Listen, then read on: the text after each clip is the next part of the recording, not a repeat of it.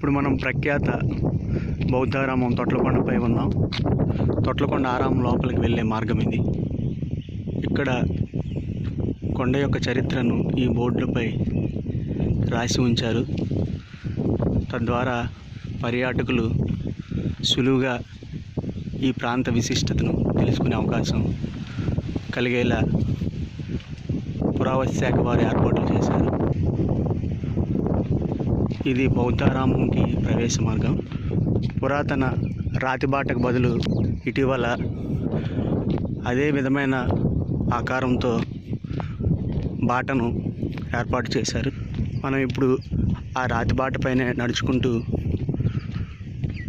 ఈ ఆరామంలోని ప్రధాన స్తూపమైన మహాస్తూపం వద్దకు మనం వెళ్తున్నాం.